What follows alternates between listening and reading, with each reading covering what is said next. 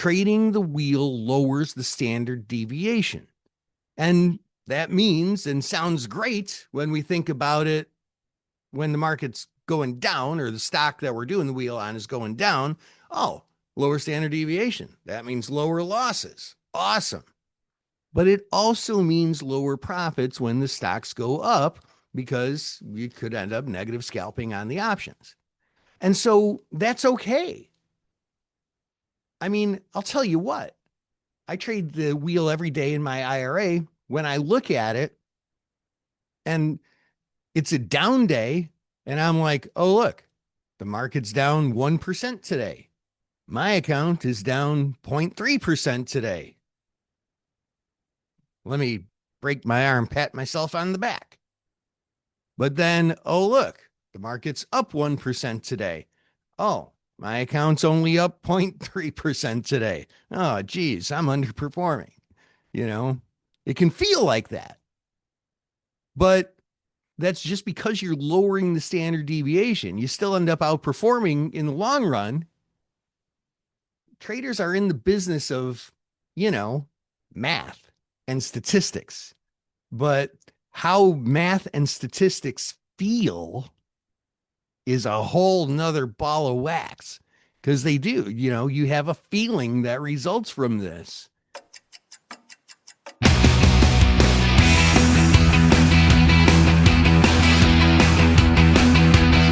Hello, Wealth Builders. You're listening to Wealth Building with Options. Here's your host, Dan Passarelli. Hey, Wealth Building family. Welcome to episode 69, Addition by Subtraction, when not to use the wheel. But before we jump in today, I just want to once again thank our many listeners who've purchased and read my new book, Build Consistent Wealth with Options. Thank you so much. It was a labor of love, and the affirmation I get knowing that so many of you have read it is what keeps me going. If you haven't read it yet and you like what you hear on this show, please pick up a copy of Build Consistent Wealth with Options on your favorite online bookstore's website. And let me know what you think. Leave a review on Amazon. That helps sales because it lets others know what you liked about it, what you found useful, and how it made you better at trading the wheel. Speaking of writing, there's this quirky little saying I heard several years back that really made an impression on me. If you Google it, it's basically attributed to anyone who ever wrote anything. But the AI overview in Google says that it was originally by Blaise Pascal. Yeah, the French mathematician from like the late 1600s. Anyway, it goes something like this. If I had more time, I'd have written you a shorter letter. I just love that. I know, I'm such a nerd, but I do. If you're a writer, you probably get it. To edit a message down to its essence, that requires thoughts and time. It really does. It's what good writing is about, and that's why it takes time. And I think it's the same for other jobs or businesses or whatever you want to say too. I think it's definitely true for entrepreneurs. To create a system for a business that really functions efficiently requires a similar editing, if you will, and identifying what's important and what can be cut out as an inefficiency. The concept is actually pretty relevant, I think, in a lot of areas. I guess it's pretty similar to a concept of another little idiom, addition by subtraction. That's one that plays into trading quite a bit, I would say, even and especially the wheel. I think the wheel is one of the greatest wealth building strategies available to the common human. Anyone can do it. It works. But sometimes the wheel strategy works better when you don't use it. I mean, face it, it's a tool, right? Maybe a cordless drill is my favorite hand tool, right? But if you need to pound a nail, Well, it's not a super great idea to use it for that. We can throw in another little saying, the right tool for the right job, right? And sometimes the wheel just isn't the right tool for that job. Sometimes the wheel, if you will, works better when you sit out from selling options. When, you may ask? Well, I'm glad you did, because that is just what we're gonna talk about today. I can distill the thought of what everything else we're going to talk about today, as far as when not to use the wheel, with probably one sentence. Talk about a shorter letter here, right? I don't use the wheel when there's too strong of a trend or too low of volatility. When trends are strong, they can get to a point where the wheel really detracts from the viability of using it in your long-term investment strategy. But how to measure the strength of a trend for what we're talking about here, that really becomes difficult when it comes to not just stocks in general, but especially using options with stocks, because there's a lot of factors involved. Once a trend shows signs of beginning, this is when it can hit your radar to consider, hey, should I keep using the wheel here or should I sit it out? And I know that if I sit it out, I'm choosing to give up taking in more premium. And so I'm foregoing something as part of that decision. Or should I forego the possibility of getting upside and continue selling wheel cogs just as I have been, taking in more premium? And that's basically my decision. Either way, once it looks like the stock is trending and there's a strong trend potentially becoming established, I'm making a choice to give something up, give up premium or give up upside if the trend continues. If I continue selling options, then, I'm going to have to roll if the stock continues busting through the strike price.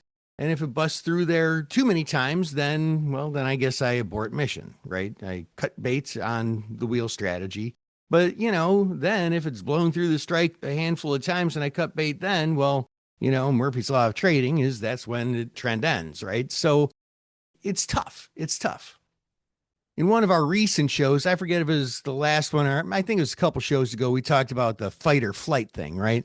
Well, the investor who chooses fight, meaning, I'm going to keep selling premium and I'll roll if I have to, over flight, and just, flight would be represent just stopping, aborting mission of the wheel and just holding onto the stock. But the investor who chooses fight over flight and rolls during a trend, you're probably likely to negative scalp the options. Or if you're taking assignment, maybe end up negative scalping the stock during that part of the cycle, during that strong trend part of the cycle. Then, of course, after cutting bait, if and when the trend ends, then you miss out on the opportunity for the options to roll and do their work and make back the negative scalps. It's a very tough decision either way. And this kind of gets to the essence of the wheel, if you think about it.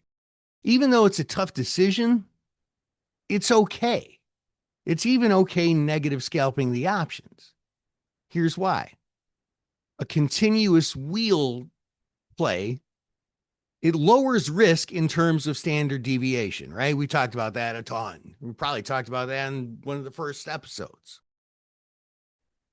Trading the wheel lowers the standard deviation. And that means, and sounds great when we think about it, when the market's going down or the stock that we're doing the wheel on is going down, lower standard deviation. That means lower losses. Awesome. But it also means lower profits when the stocks go up, because you could end up negative scalping on the options. And so that's okay.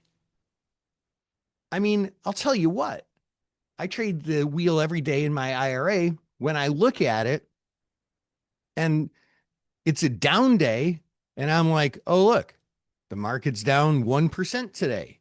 My account is down 0.3% today. Let me break my arm, pat myself on the back. But then, oh, look, the market's up 1% today. Oh, my account's only up 0.3% today. Oh, geez, I'm underperforming. You know, it can feel like that. But that's just because you're lowering the standard deviation. You still end up outperforming in the long run.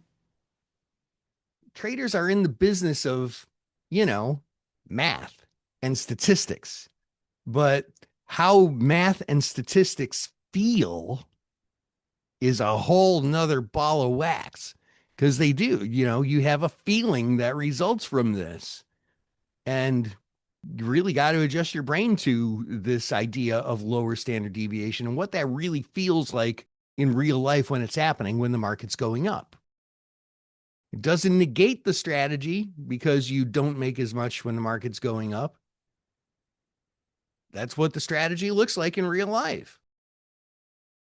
We have to expect lower returns and to underperform during strong uptrends when the rest of the market is cashing in on that bull run. Sometimes, I say this in the book, sometimes you have to be the DD at the party, right? There's a subset of trending stocks that experience these really powerful bursts that I want to talk about today. So in Build Consistent Wealth with Options, I refer to them as intermittent darlings. Sometimes in my books, like I get this phrase kind of stuck in my head that I use in my internal dialogue, and it ends up showing up in the book. And this is what in my brain I was thinking about these stocks as, sort of intermittent darlings. Stocks, like anything in life, fall in and out of favor somewhat, right? There's times, you remember back when the marijuana stocks were the hot thing, and well, now they're not. They might be again, but now they're not. When growth is on the run, doing great, the growth stocks are killing it. Cyclicals are kind of boring and not doing anything. And then vice versa. When people are selling off the growth stocks, the cyclicals start doing better. Right now, for those of you who are listening to this when this is first coming out, we've been in the AI boom for a while. Is it going to last forever? I don't know. Probably not. History says probably not. Could it be different this time, as they say? It could be. I don't know. But, either way, all these stocks seem to have their day. And that even works sort of like on a smaller, more micro or fractal scale too. Even like established, solid companies, their stocks have starts and stops too.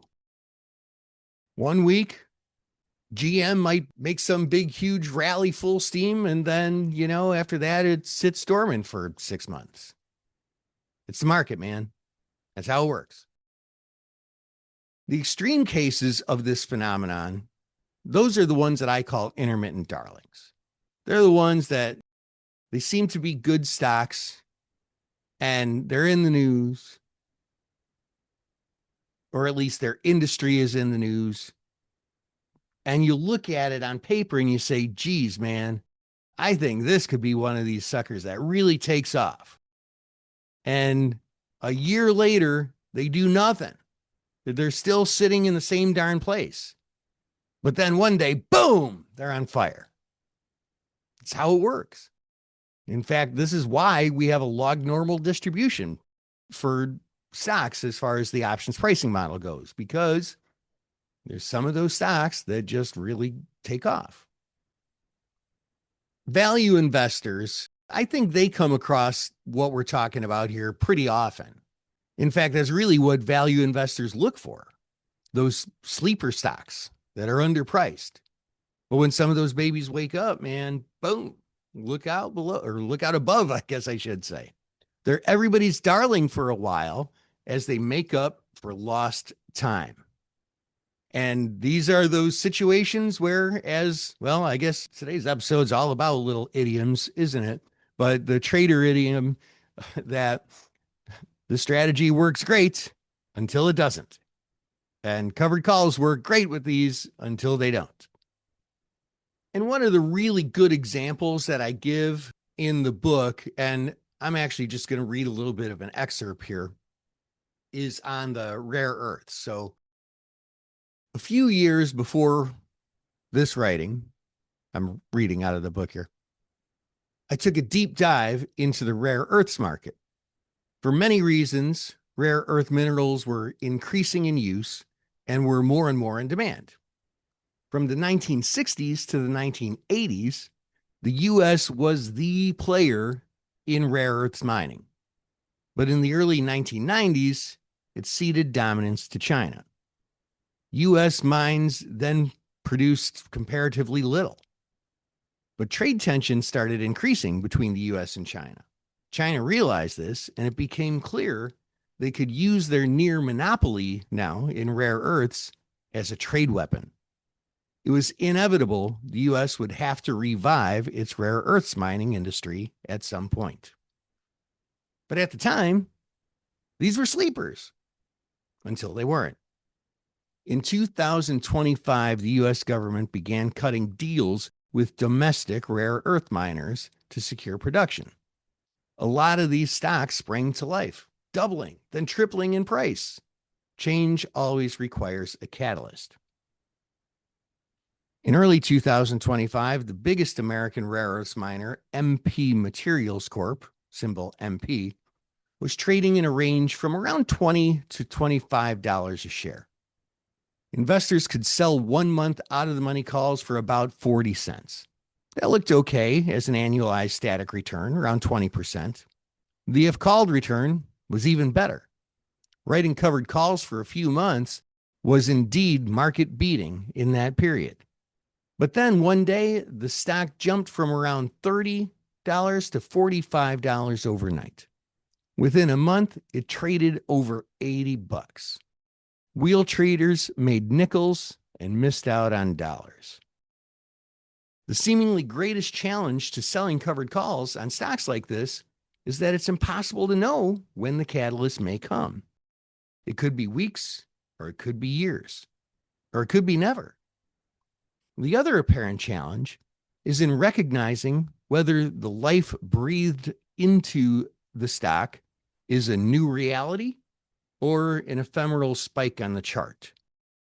It's a challenge. The wheel strategy is not intended to capture outlier price moves. In fact, it's intended to mute them. Capturing the big moves is a different game. The wheel strategy benefits from the middle of the probability curve. The typical stock typically benefits. One can't predict with accuracy which stocks will become a massive right tail outperformer.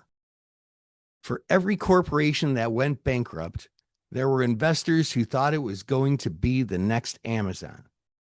It's okay, arguably sometimes even strategic, for wheel traders to trade even sleeper stocks they expect to really take off by writing calls on them. MP's price bounced around from the low teens to the high 20s for a couple of years before rocketing higher. And had certain events not played out in geopolitics as they did, it may never have had the huge upside breakout it did, especially in such a short period of time. In terms of game theory, think when in doubt, palms out. Yeah, another little trader idiom today. There's a strong argument that when options premiums are rich, it is expected value to sell calls and risk missing opportunity for stock price appreciation rather than to forego earning option premium when the stock's still a sideways trading sleeper. There'll be many times wheel traders leave money on the table. Absolutely. But wheel traders bank on the idea that the majority of stocks that stay in that sweet spot middle will make up for those that hit the tails ones that fall too much or rip violently higher through the call strike. Wheel investors generally have the mindset that it's okay earning an attractive annualized return, even if the ad hoc counterfactual logic part of your brain later sees that you could have done better. But is it okay to skip selling calls and to make a play for the upside? Of course. Not every stock is a good candidate for the wheel, but the case for a breakout or strong trend needs to be convincing enough to override the naked math of the probability curve and the advantage of the wheel. Because why does the wheel work? We talked about this. Remember, it's the risk premium, right? The wheel works because options are overall, on average, over time, overpriced. As discussed, it's fair for more passive wheel traders to bank on this observation and not pore over every nuance of volatility analysis. But in trending markets, or with stocks that have pop potential, it pays to bust out the magnifying glass on volatility sometimes. The thing about this little chess game we call the wheel is that there are several key elements that contribute to long-term success. When one is weakened or removed, another needs to be strengthened or replace it. In trends, focusing on selling only rich option premium becomes a lot more important. Again, it could be a solid strategy to not use this sweet spot optimizer we call the wheel on underlyings in which the greatest perceived opportunity is pure direction. When the likelihood of the stock staying in that sweet spot is lower, investors who do stick with the wheel need to make more on it. Volatility that is more overpriced than usual supplies this improved risk-reward relationship. And so this is where we get into covered call accounting. And we've talked on this show about mental accounting. Remember, we talked about that? There's several episodes ago. Mental accounting is a thought pattern where people categorize and think of money based on where they got it or for what they intend to use it. Like, oh my goodness, I got a way bigger tax refund than I expected. Hey, it's free money. Let's go to Vegas, baby. But really, it was your money all along. You just didn't realize that you were going to get it back. It was a free loan to the government. It's illogical that a dollar thought to be in one category is more valuable or useful than a dollar in another category. But that's how your brain works. Like any other tool, once we understand it, we can use this way of thinking to help accomplish a goal. It's like, oh yeah, that savings account is for my new car fund. It helps us accomplish a goal. It's important to measure how well or poorly a strategy is doing against a benchmark. This is how we improve strategies and learn which ones work better and when they work better. Some rolling techniques are useful for telling how well a wheel cog did compared with having not used it. One of these rolling techniques that we've talked about so far is what I like to call the net zero roll. And if you remember, the function of the net zero roll is to conceptually swap lost premium for lost time. You as an investor essentially defers the loss on the option that you lock in when you roll. And in return, you give up time that would otherwise bring in premium from selling options. Make sense? You remember that? It helps investors understand what I call cycle length, and it helps investors better gauge what to expect the actualized return to be for this particular cycle. Because a cycle is what? Remember what a cycle is? A cycle is when you sell option premium, when you are able to actually lock in positive premium, that's a cycle. So sometimes I sell a call I buy it back for a nickel, boom, cycle's over, a one trade cycle. Sometimes I sell a call for $1 and oh, it went through the strike. I got to buy it back for $1.25. Okay, so I'm actually down 25 cents. Cycle continues. I sell another option for, $1.05 or something. And oh, okay, buy that one back for a nickel. Okay, that cycle is now complete. There were two option trades in that cycle, right? So again, the net zero roll is when an investor buys to close an option and sells to open another at the same price for net zero option premium. And so for covered calls, this is rolling up and out, right? For cash secured puts, it's rolling down and out to a further out expiration. The original option may be closed at a loss, but because the new one is traded at the same price, the financial impact doesn't change. Effectively, only the option's strike price might change and the expiration date changes. So we're just lengthening the cycle. The dollar effect, the premium effect, the financial impact doesn't change, right? And there's another roll that I give sort of a fancy name for in the book, the premium gambit roll. A different way to look at accounting for the covered call P&L in a roll is to anchor the closing price of the option in the roll to the original call's price. And that differs from the net zero roll where you match up the premiums of the closing option with the opening option. Here we're matching up the premium of the closing option with the original price. So this is what I like to call the premium gambit roll. It's helpful for managing covered calls in upwardly trending markets. The idea behind this roll is to keep the stock price appreciation while allowing the option premium from the initial cog to be sacrificed, a gambit. You try to buy to close the option at any price equal to or less than the initial credit. So let's go through an example here. Imagine you own 100 shares of some stock, and this stock is trading at $180.06.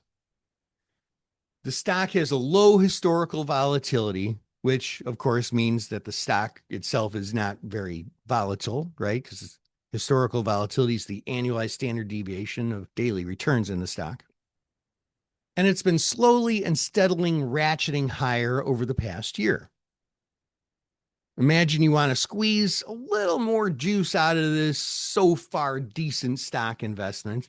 And so you decide to sell one call that has 14 days to expiration at the 185 strike price. And the call premium is $1.55. Okay. Fast forward the movie in your mind to the day before expiration. And the stock in this example has risen from $180.06 to $185.77. The 185 strike call is in the money. The soon to expire call, right, expires tomorrow, is now trading, say, a $1.50 bid at $1.60. And remember, we sold it at $1.55, right? So you attempt to middle the market with a $1.55 bid, and wouldn't you know, you get filled. It's kind of a perfect example here. It doesn't have to be so perfect in real life, but so now you decide to complete the other leg of the spread and sell the now 15-day 187.5 calls at some price. It doesn't matter what it is. The key here is that you bought back the call at the same price it was sold. So that's a break even. That is a scratch, right? You didn't make or lose anything. The covered call accounting here is that you're willing to sacrifice or gambit the option premium of the initial cog in the cycle to avoid the stock being called away. The higher goal is to keep the profit on the stock. And now selling a new call is basically like starting fresh right now. Really, nothing happened in the past because no money changed hands and the original option is closed. So you're basically just starting it now after profiting on the stock, right? Makes sense? This is a subtle but important difference in contrast to the focus of the net zero roll. With this premium gambit roll, you're willing to surrender the initial option premium so that you can keep the profit on the stock because the stock went up. Whatever premium the new sell to open leg of this roll, whether it's actually traded as one spread, like as a roll, or if you leg it, it doesn't really matter. Whatever premium this new sell to open leg brings in doesn't have anything to do with the trade price of the closing leg, because that's P&L'd against the original opening sale premium. The premium gambit roll can be used when the stock rallies higher, adding to the premium.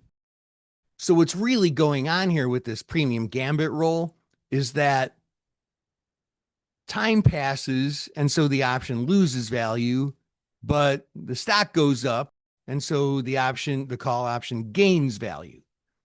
It loses value, which you want it to do because of theta, but it gains value, which you don't want it to do because of delta. And in this perfect example, they end up offsetting each other.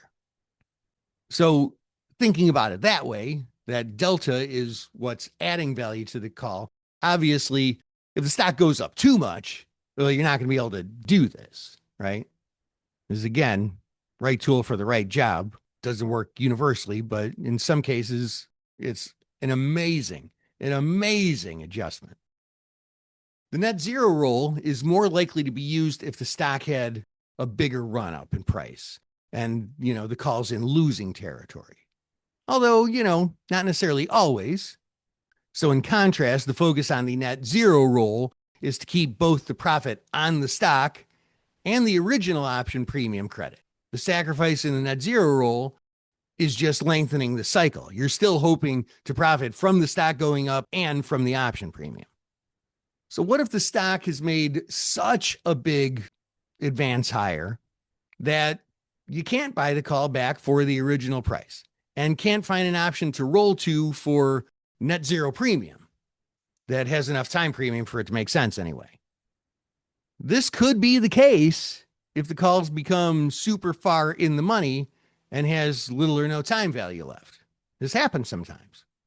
A lot of times in these cases, rolling out doesn't increase the time value enough to be able to roll to a higher strike. So let me go through an example of this too. So imagine that like a week ago, you sold the Apple, October 250 calls for $1.05. Now it's the call's expiration date. Fast forward to the call's expiration date. Apple has since risen in this example to $258.41. So $8.41 in the money. The market for these calls now is $8.35 bid at $8.70 offer. Let's imagine you hope to continue the cycle by using one of the rolling techniques we've been discussing here. Looking up a strike and out a week. So this would be the October 10th, 252.5 calls. Still in the money. Let's say there's $7.25 bid. Well, clearly, there's no premium gambit roll opportunity. You'd be negative scalping against the original premium collected of, what did I say that was? $1.05. And there's no net zero roll either. Okay, so let's go out another week, like October 17th now. So 2 weeks in the future, looking at the 252.5 calls. I mean, those are still in the money, right? They're only $8.45 bid.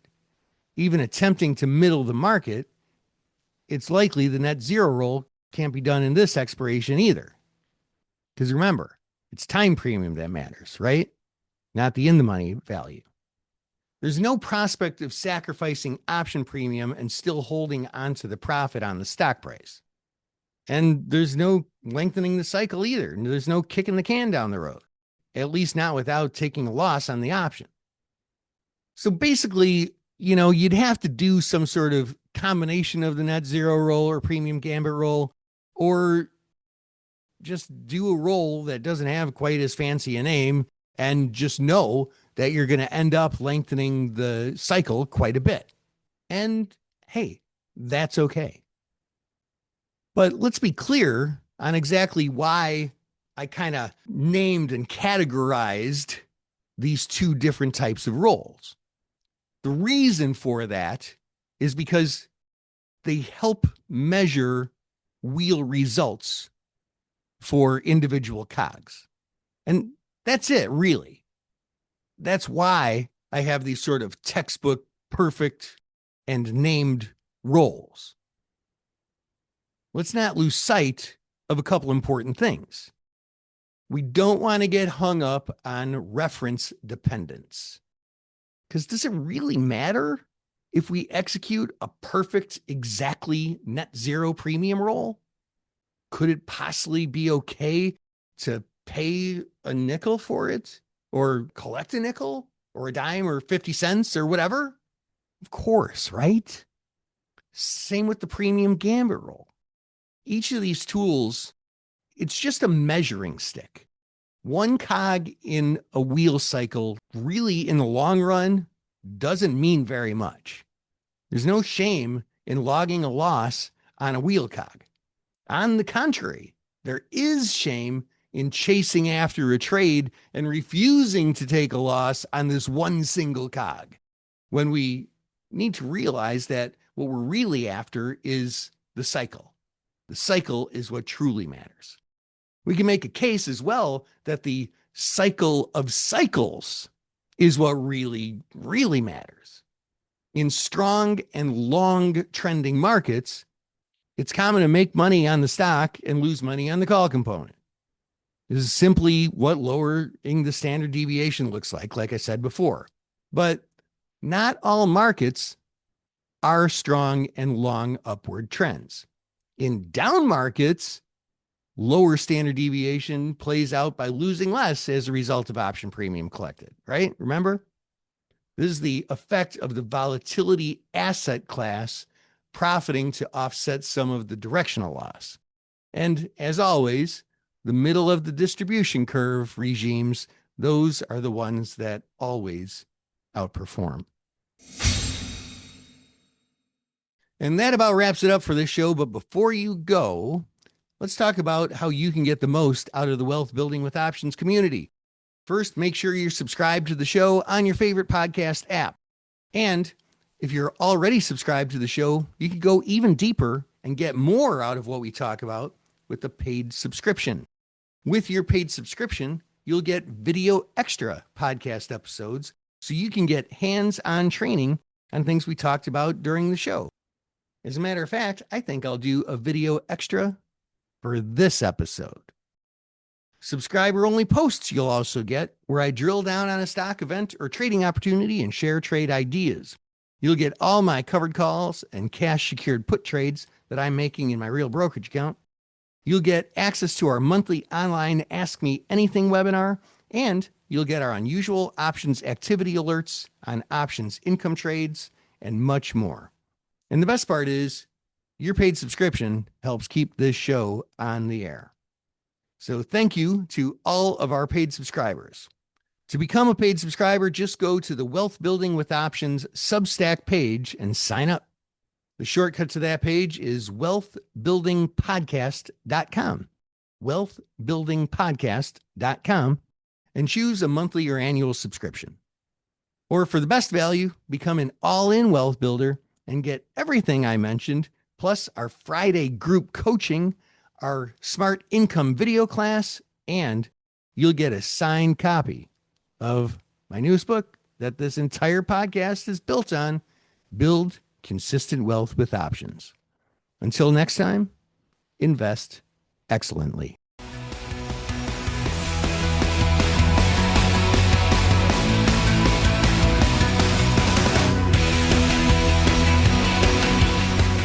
Options involve risk and are not suitable for all investors. Before buying or selling an option, read Characteristics and Risks of Standardized Options. A link is provided in the show notes. To learn more about your host, Dan Passarelli, please visit markettaker.com.